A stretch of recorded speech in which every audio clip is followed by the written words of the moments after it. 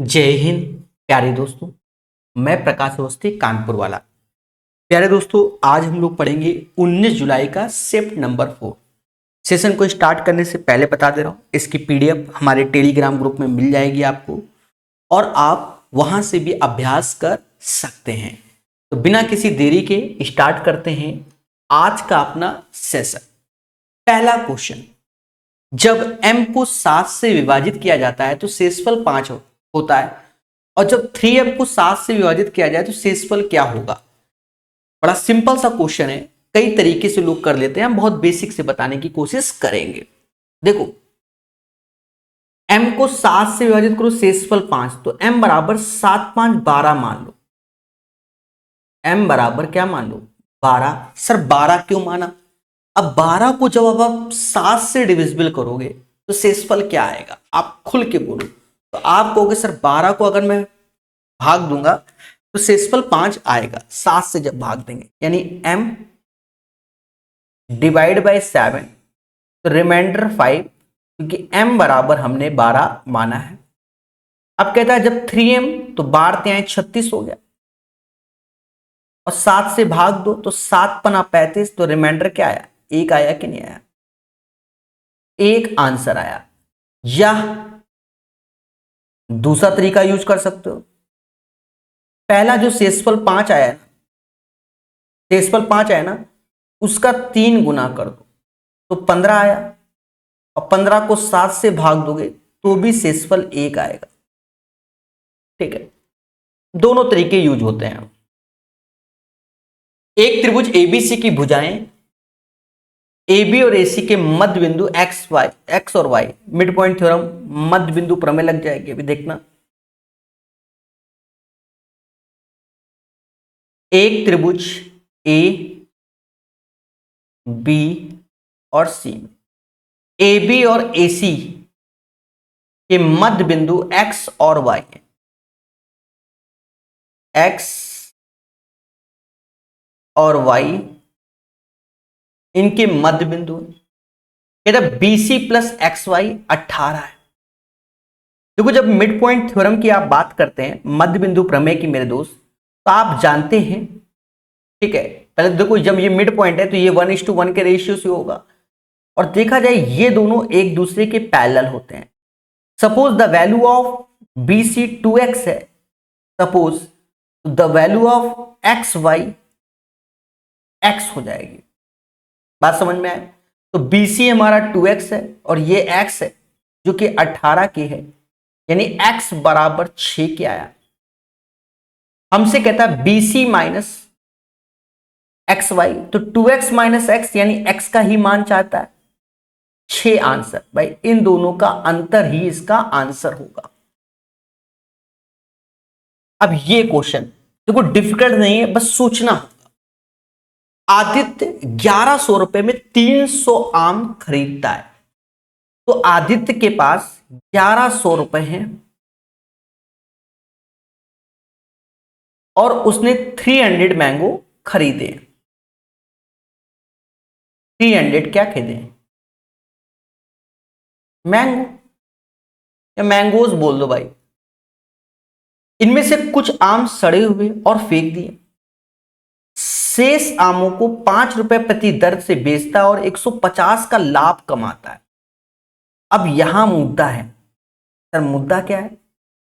5 रुपए प्रति दर से बेचता और 150 रुपए लाभ कमाता है, यानी 1100 रुपए की चीज, अब इसमें 150 जोड़ दो तो ये 1250 हो गया। 1250 रुपए अर्निंग किया होगा। कैसे कैसे अर्निंग किया होगा? आम बेचकर किया होगा, और आम 5 रुपए के हिसाब से अगर बेचे होंगे तो उसने 250 मैंगो बेचे होंगे, 250 मैंगो बेचे होंगे या मैंगोज बेचे होंगे।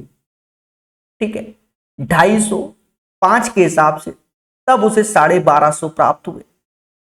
तो देखा जाए लॉस कितना हुआ, मतलब वो फेंके गए आमों के प्रतिशत पूछ रहा है, तो दोनों का अंतर कितना है? 50 है।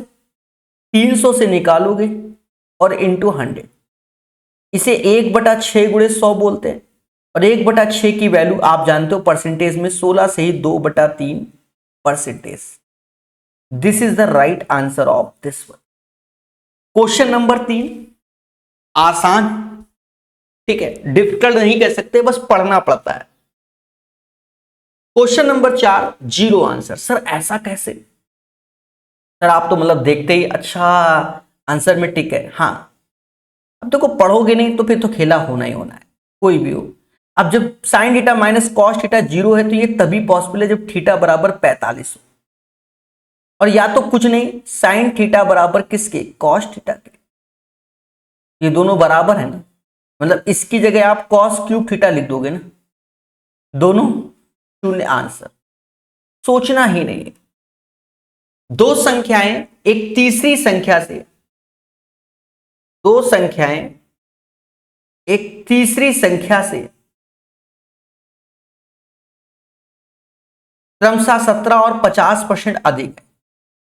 यानी तीसरी संख्या को अगर 100 माना है तो पहली संख्या 117 हो जाएगी और दूसरी 150 हो जाएगी। यानी ये तीन संख्या हो गई ए बी सी। दोनों संख्याओं का अनुपात, यानी हमसे जो क्वेश्चन में रेशियो चाहता है मेरे दोस्त, वो इन दोनों का चाहता है। अब क्या करोगे भाई? 3 से ही भाग दोगे, 3 से ये 39 टाइम्स जाएगा और 3 से ये 50 बार में। This is the right answer. इन्हीं दो संख्याओं के योग का घन 1728 है।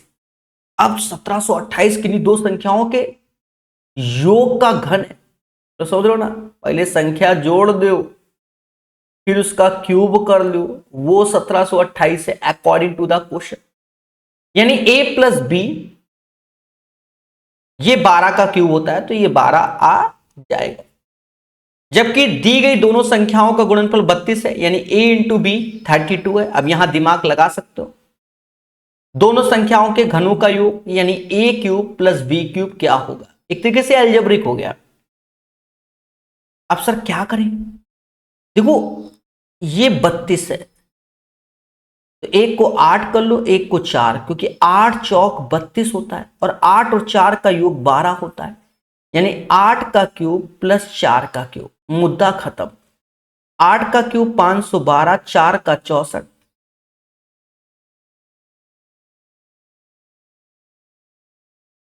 576 आंसर। और बाकी जनरल तरीका अलजेब्रा पढ़ा होगा उसको फॉलो कीजिए। और कहीं ना कहीं इस सेट में भी चोर पुलिस वाला क्वेश्चन आ गया, यानी इसको बहुत पूछा गया। एक चोर एक पुलिस को 300 मीटर की दूरी से देखकर, सेम क्वेश्चन आपको CHSL 2022 में जो 21 का पेपर हुआ था मिल जाएंगे। सेम क्वेश्चन 300 मीटर, उसकी PDF मैंने टेलीग्राम में डाल दी, एक बार देख लीजिएगा। चोर एक पुलिसकर्मी को 300 मीटर की दूरी से देखता है, 10 kmph की चाल से भागना शुरू करता है। चोर यहां से भागेगा 10 kmph, परंतु पुलिस उसका पीछा करती है तो 12 kmph से, समझ गए ना। अब आगे बढ़ेंगे तो चोर पकड़ा जाता है। चोर कितनी दूरी तय की गई होगी? अब एक चीज देखो, दोनों सेम डायरेक्शन भाग रहे हैं और डिस्टेंस 300 है, तो 300 और सेम डायरेक्शन, तो 12 और 10 का अंतर 2 आया और 5/18, क्योंकि रिलेटिव स्पीड निकाली तो 2 आया, 5/18 मीटर पर सेकेंड। यहां से टाइम निकाल लिया, 10 से एक जीरो गया, यानी 30 × 18 सेकेंड टाइम आ गया। अब हमसे कहता है चोर कितनी दूरी तक तय की, तो यहां से भागा है और इतने सेकंड भागा है, 10 किलोमीटर पर आवर, तो इसको 5/18 का गुणा कर लो, मीटर पर सेकंड में कन्वर्ट कर लिया, और 30 × 18 का गुणा कर लो, तो ये 1500 मीटर चोर भागा है। और समाज इसी को 1.5 किलोमीटर बोलेगा। तो क्वेश्चन नंबर 7 का आंसर 1.5 किलोमीटर आ जाएगा। 8 नंबर, 12 पुरुष किसी काम को 10 दिनों में पूरा करते हैं। 12 पुरुष किसी काम को 10 दिनों में पूरा करते हैं। और कार्य को 6 दिनों में पूरा करने के लिए कितने और पुरुष लगाए जाए? तो 12 पुरुष के साथ x पुरुष और लगा दो और काम को 6 दिन में कराना है। ठीक है, अब कुछ नहीं करना मेरे दोस्त, छोटी सी कैलकुलेशन है। देखो m तो सभी में सेम सेम है, ये भी m ही है, लग नहीं रहा पर है, और 6 से ये 2 बार यानी ये 20 हो गया, और ये 12 प्लस x 8 आ जाएगा क्योंकि 12 8 20 होता है। समझ गए ना? ये क्वेश्चन का आंसर 0। सर क्यों? क्योंकि साइन स्क्वायर 58 का जो कॉम्प्लीमेंट्री होता है यानी पूरक होता है वो कॉस स्क्वायर 32 ही होता है। जो 58 डिग्री की वैल्यू होगी साइन 58 की, वही कॉस 32 की वैल्यू होगी। जैसे साइन 30 की जो वैल्यू होती है वो कॉस 60 की होती है, यानी एक दूसरे के कॉम्प्लीमेंट्री यानी पूरक होते हैं। ये दोनों सेम सेम, शून्य आंसर। एक डीलर एक वस्तु पर क्रय मूल्य से 60% अधिक मूल्य अंकित करता है और उसे अंकित मूल्य पे 10 और 20% के 2 क्रमिक छूट देकर एक ग्राहक को बेचता है। ठीक है, अब देखो बड़ा सिंपल वे में करना चाहो, देखो ज्यादा सोचोगे पेपर में तो खेला हो जाता है। आप सिंपल समझो, सीपी, एमपी और एसपी। एक डीलर, क्योंकि पेपर देखो, पेपर के बाद हम एक कोई भी क्वेश्चन में 10-15 मिनट देकर एक नया लॉजिक डेवलपमेंट कर सकते हैं, हमेशा याद रखना। पर पेपर में जब भी कुछ क्वेश्चन में बदलाव होता है हमारा प्रोसेस ही काम आता है, क्योंकि इतना सोचने का टाइम नहीं ना। 30 सेकंड 50 सेकंड के अंदर वो भी एक बार पेन चलाओ, सही होना चाहिए। तो हम वही तरीके बताते हैं जो उस टाइम सोच सकते हो, वरना टैलेंट तो हम हर क्वेश्चन में दिखाने की कोशिश करें। तो क्रय मूल्य से 60% अधिक मूल्य अंकित करता है। मान लो सीपी 100 है, 160 छाप दिया भाई, मोटा मोटा 160 छाप दिया। ये यूनिट पे वैल्यू है 100 और 160। ठीक है, अब उसे अंकित मूल्य पे 10 और 20% का डिस्काउंट दिया, तो यहीं पर 2 डिस्काउंट दिए, एक 10% का देगा और एक 20% का। तो इसको साइड में कैलकुलेट कर लो। 160 की चीज में अगर 10% कम करे तो 16 कम होगा, 144 आया। और 144 का 20% यानी 28.8 कम करोगे, हाँ 28.8 कम करोगे तो 0.2, 13 में से 5 11। तो यहां पर एसपी आ गया 115 रुपया 20 पैसा। फिर समझो, हमने माना क्रय मूल्य 100 रुपए है, मार्केट प्राइस 160 है, अब उस पर 2 डिस्काउंट दे दिए 10 और 20% के, तो 115 रुपया 20 पैसे में आया। पर वो हमसे कहता उस लेन देन में उसको 1064 का लाभ हुआ।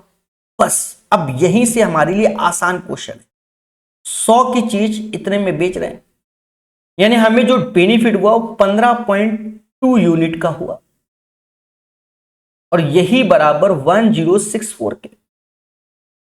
दशमलव हटा दो, 0 बढ़ा दो। अब एक चीज देखो, लास्ट में 4 है और ये 2 है, तो 7 को पहले सोचोगे यानी 70। एक बार सोचो, 7 दूनी 14, 15 7 105 और 6 बिल्कुल फिट हो गया। ये सोचना है आपको, ठीक है, वरना भाग दे दो। तो 1 यूनिट की वैल्यू 70 आ गई, और हमने सीपी 100 यूनिट माना था, 7। उम्मीद है ये तरीका आपको समझ में आया होगा। बाकी आपकी जैसी श्रद्धा, जितना शॉर्ट करना चाहो आप कर सकते हो, it's depends on your practice. ये क्वेश्चन 11 नंबर, अब बहुत से बच्चे इसको कंफ्यूजिया गए होंगे, सबसे आसान क्वेश्चन है। सर हम नहीं मानेंगे, आप प्रीवियस ईयर खोलो तो कोई भी किताब किसी भी पब्लिकेशन की, हमने पिनेकल का 3rd एडिशन पूरा 6800 पढ़ाया, 10वीं बार क्वेश्चन है ये। कुछ नहीं, हमेशा हमने ऐसे बताया कि भैया अगर कोई भी सर्कल के अंदर कोई ट्रायंगल बनता है और वो ट्रायंगल के तीनों पॉइंट सर्कल को टच करते हैं, अब मान लो इस पॉइंट से इसकी ये टेंजेंट ऐसे गई, ये टेंजेंट यहां गई, तो जो एंगल ये होगा, मान लो ये अल्फा है तो ये अल्फा होगा, और ये बीटा है सपोज तो ये बीटा होगा। क्वेश्चन अपनी जगह, पहले आप समझो, ये एक स्पर्श रेखा जा रही है, जो एंगल ये होगा, सपोज ये अल्फा है तो ये अल्फा होगा, और ये अगर बीटा है तो ये बीटा होगा। सारा खेल मैंने डायग्राम में, वो डंडी उधर नहीं, डंडी को ध्यान रखना है। सीधी रंडिश टच नहीं कराना है।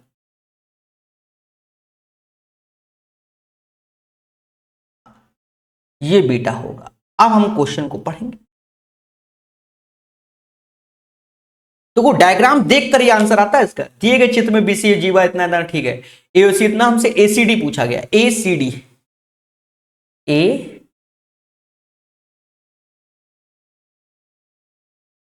सी डी, ये पूछा गया। मेरे दोस्त ये अल्फा वाला। अब देखो केंद्र पर बना हुआ कोण वृत्त पे बने हुए कोण का 2 गुना होता है, यानी ये 112 है। 112 का आधा मोदी जी 56 ये होंगे, तो 56 ये भी होंगे, मुद्दा ही खत्म। 56 इंच का, तो 56 इज द राइट आंसर। समझ गए ना?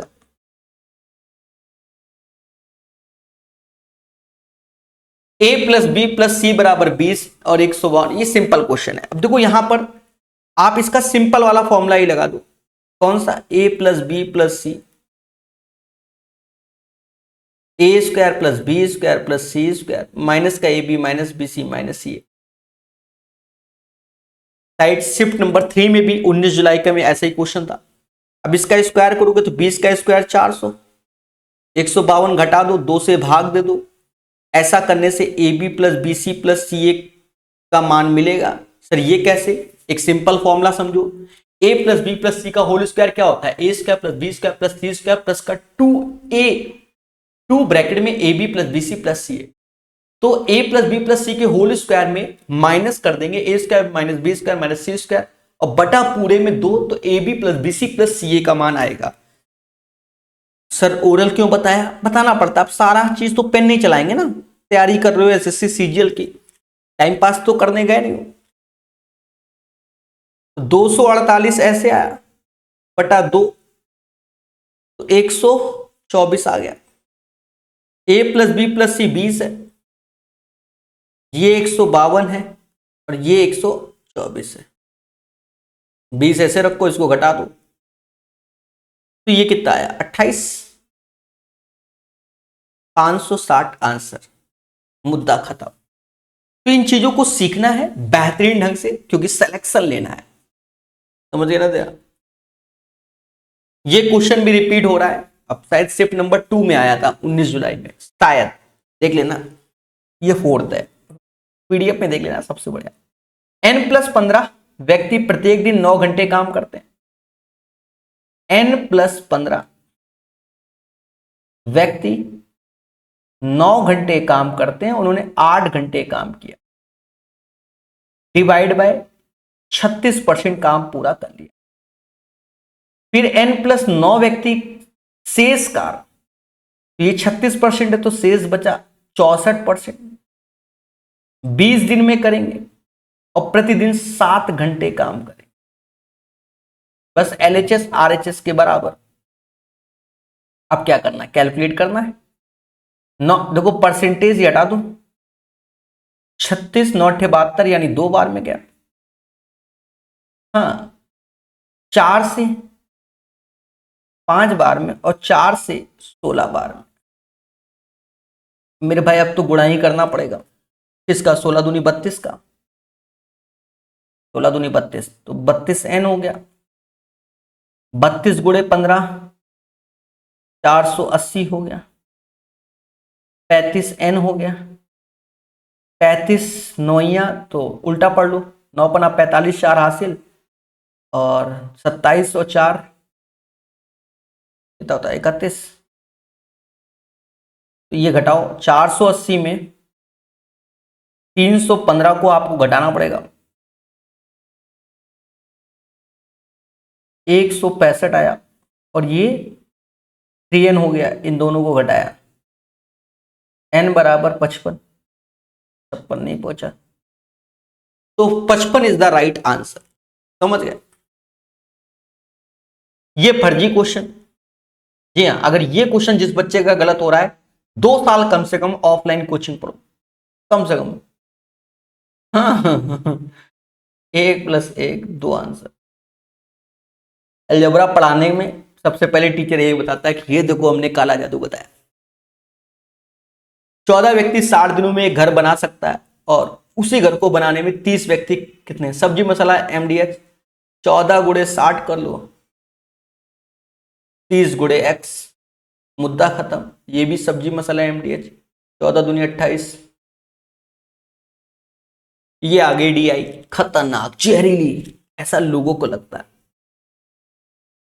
निम्नलिखित आकृति खिलौने के निर्माण में होने वाले विभिन्न व्यय को दर्शाती है। यदि कुल व्यय 3 लाख है तो सामग्री लागत विक्रय व्यय पर कितना व्यय होगा? यही बोला गया ना, सामग्री लागत और विक्रय व्यय में कितना व्यय होगा। सामग्री लागत को मटेरियल कॉस्ट बोलते हैं और विक्रय लागत को यानी सेलिंग एक्सपेंसेस बोलते हैं। मटेरियल कॉस्ट, सेलिंग एक्सपेंसेस, तो ये वाला और ये वाला होगा, बस इन दोनों को जोड़ लो। 28 15 43 हो गया ना। तो पैसा कितना है हमारे पास? 3 लाख, मतलब 3 लाख है कुल व्यय, इसका 43% निकालना है। परसेंटेज 2 जीरो की तुरंत बली मांग लेता है, 3 का गुणा कर दो 129, समझ गए? इंग्लिश वर्जन कहता है इनमें से कौन संख्या 8 से विभाज्य नहीं है? इससे 8 से विभाज्य, देखो अगर 8 से नहीं है, बात को सुनो, 8 से विभाज्य नहीं है, 8 से विभाज्य नहीं है तो हम 3 डिजिट देखते हैं। जैसे 008 ये 8 से डिविजिबल है, ये 96 24 चला जाएगा, ये 96 32 चला जाएगा, और ये 96 8 से भाग दोगे 96 मोटा मोटा 38 नहीं जाएगा, यानी यही आंसर है, समझ गए? अशोक कौमा भरत से 2 सही 2/3 गुना तेज दौड़ता है, गुना तेज दौड़ता है।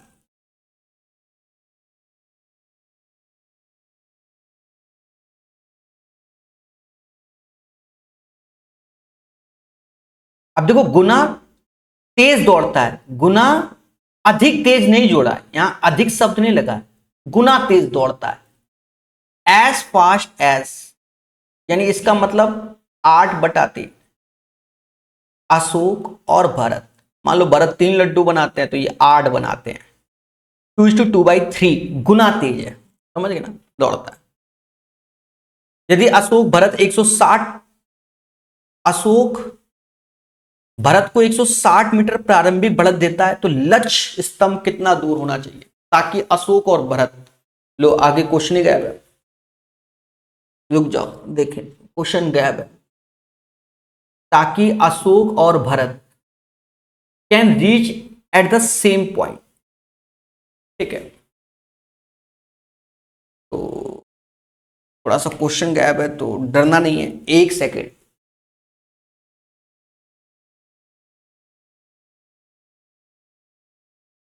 आ गया क्वेश्चन, ठीक है?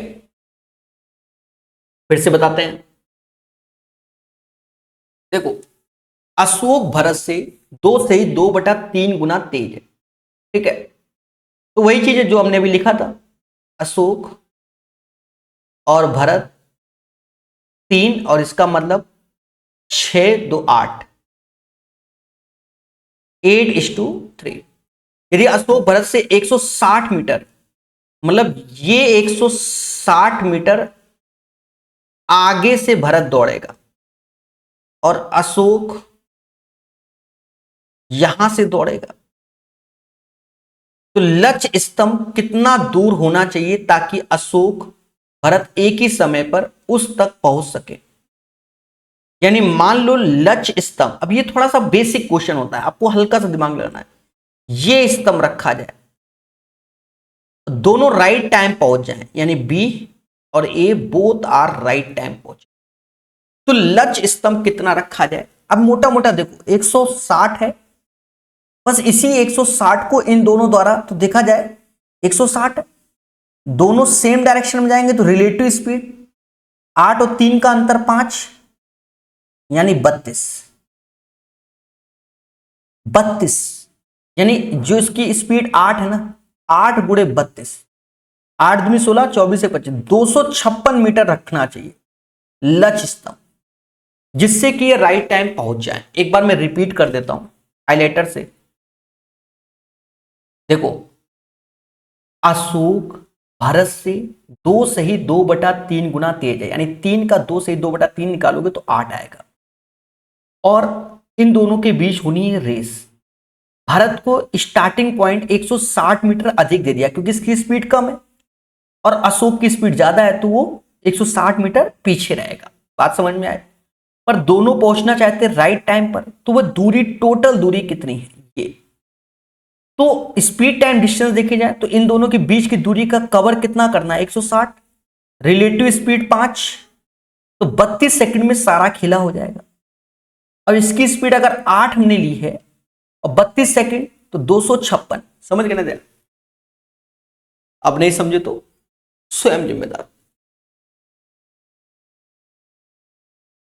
साधारण ब्याज की एक निश्चित दर पर एक धनराशि 3 वर्षों में प्राप्त मिश्र धन इतना है और 4 वर्षों में इतना है, तो वह राशि।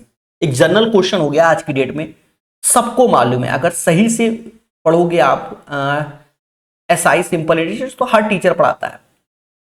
1630 रुपया, दिस इज द अमाउंट, पर ये 3 साल में मिलता है। और 1708 रुपया, दिस इज द अमाउंट, ये 4 साल में मिलता है। इनका अंतर 1 वर्ष है, यानी 1 वर्ष में एसआई होगा। 1708 में 1630 घटा दोगे तो 78 रुपया मिलेगा, 78 रुपया मिलेगा। बोलो हाँ। 1 साल में 78 ब्याज मिलता है, प्रिंसिपल कहीं यहां होगा। 3 साल बाद, मतलब 3 साल का ब्याज जुड़ने के बाद क्या आया होगा, क्योंकि ये 3 साल है ना, 3 का गुणा कर दो, 8 त्रिका 24, 7 21, 22 23, 234 रुपया ब्याज मिला हो। 234 रुपये ब्याज मिला हो, तो 1630 में 234 घटा दो, हाँ 1396 हो जाएगा। सर ये इतनी जल्दी कैसे घटा लिया सर, ये ट्रिक, अच्छा ऑप्शंस देख लिया, तो वही समझ लो। देखो 1634 लिखा है, 1630 लिखा है, 234 लिखा है, तो 230 समझ लिया। 1630 में 230 गया तो 1400 आया, 4 रुपया 234 था तो और कम कर दिया 1396। तो ये अभ्यास से ला सकते हो, ठीक है।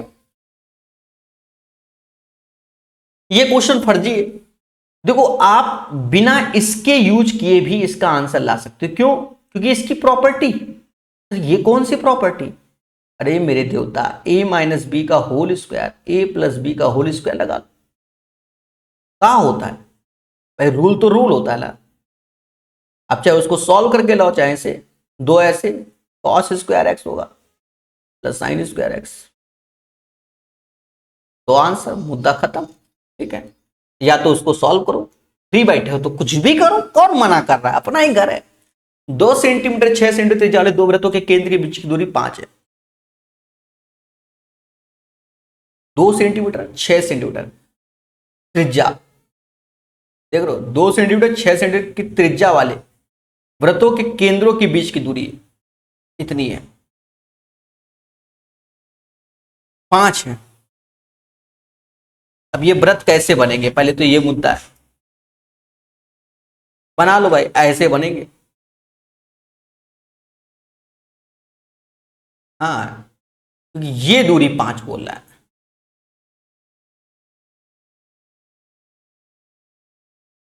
और उभयनिष्ठ अनुस्पर्श रेखा,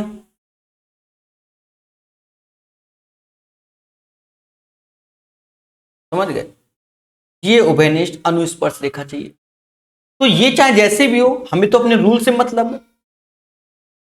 रूल क्या है? देखो हमें चाहिए direct common tangent, direct common tangent,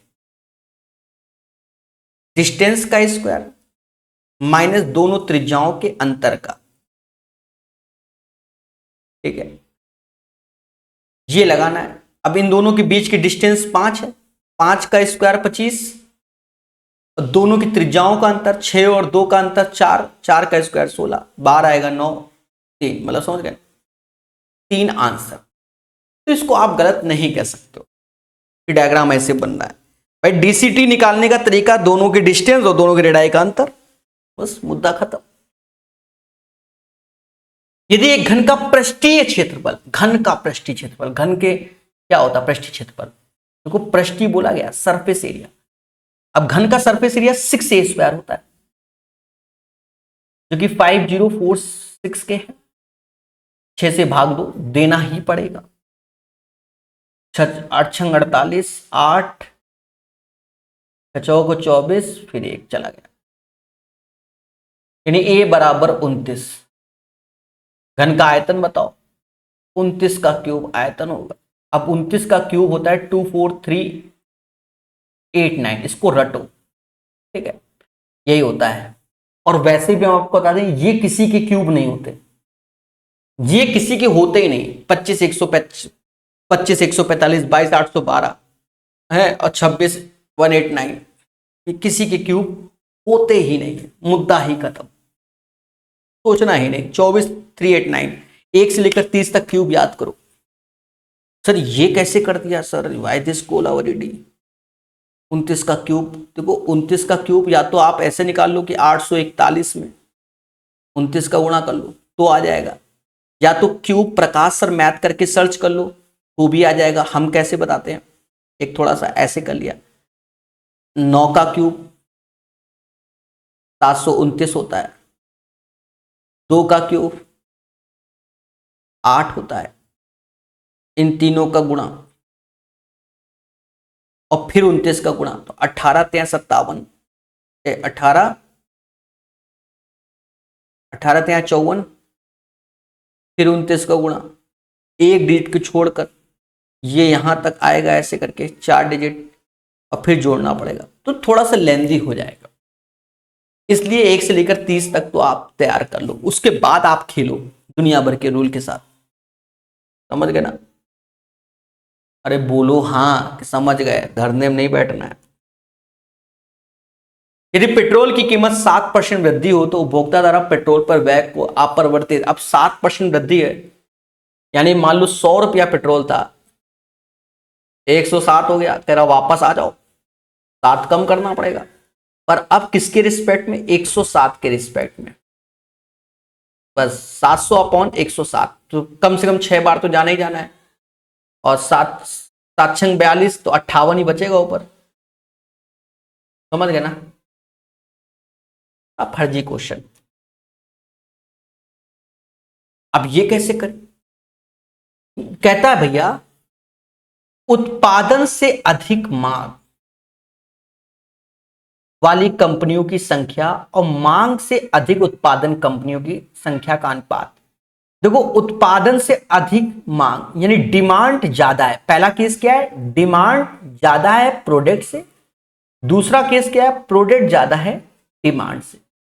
colour में आपको मालूम हो गया होगा, अब डिमांड इसकी ज्यादा है प्रोडक्ट से, डिमांड इसकी ज्यादा है, डिमांड इसकी भी ज्यादा है, और प्रोडक्ट यहां ज्यादा है, प्रोडक्ट यहां ज्यादा है, यानी 3 कंपनियां हो गई जिनकी डिमांड ज्यादा है प्रोडक्ट से, और 2 कंपनियां हो गई जिसका प्रोडक्ट ज्यादा है डिमांड से। मुद्दा खत्म। कैसा लगा ऑब्जर्वेशन क्वेश्चन, बच्चे कर नहीं पाए होंगे, टेंशन में आ गए होंगे। ये भी 8 संख्याओं का औसत 18 है, यदि इन संख्याओं में से एक संख्या निकाल दी जाए तो औसत 20 हो जाता है। तो निकाली गई संख्या देखो, मोटा मोटा 8 गुणे 18 करना है, माइनस 7 गुणे 20 करना है, जो अंतर आएगा वही आंसर। ये तो तरीका हो गया। अब हम लोग कैसे बताते हैं, हम तो ऐसे बताते हैं कि 8 है 18, एक संख्या गई, तो 7 है तो 20 लो। हम अपने प्रोसेस को इसलिए बरकरार रखेंगे, मान लो यहां 8 की जगह 748 होता, समझ गए ना, और फिर 882 होता, तो वो इंटू करने में बड़ी लंबी कैलकुलेशन होती है, तो उसकी जगह ये शॉर्टकट सीखा जाता है। नहीं समझे, सीखो इसको, ये 2 अधिक ये 1 कम। ये अगर निगेटिव आ रहा है तो यहां निगेटिव रखना है, बस इतना याद रखना। हाँ, जो कल को धरने में बैठ जाओ। उसके बाद अभी इस माइनस का गुणा, तो माइनस का 20 हुआ, 8 का गुणा प्लस के 2 में तो 16 हुआ। दया एक ही संख्या निकली तो समझ गए, और माइनस ये माइनस का 4, माइनस माइनस प्लस, समझ गए, तो हो गया। तो मेरे दोस्त 19 जुलाई का शिफ्ट नंबर 4 भी हमारा क्या होता है, कंप्लीट होता है। उम्मीद है सेशन आपको समझ में आया होगा, और नए हो तो चैनल को सब्सक्राइब कीजिए, लाइक कीजिए, शेयर कीजिए, सपोर्ट कीजिए, टेलीग्राम ज्वाइन कीजिए। बाकी जो इच्छा वो कीजिए। और आपको अंतिम बात बता दें, पिनाकल का 3rd एडिशन प्रकाशवस्ती ऐप में डिजिटल बोर्ड में जबरदस्त तरीके से पढ़ाया गया। डेमो लेक्चर यूट्यूब में भर भर के पढ़ाया, एक दो नहीं कम से कम 50 लेक्चर डेमो में डाल रखे हैं पिनाकल के। देखो कैसे पढ़ाता हूं। धन्यवाद।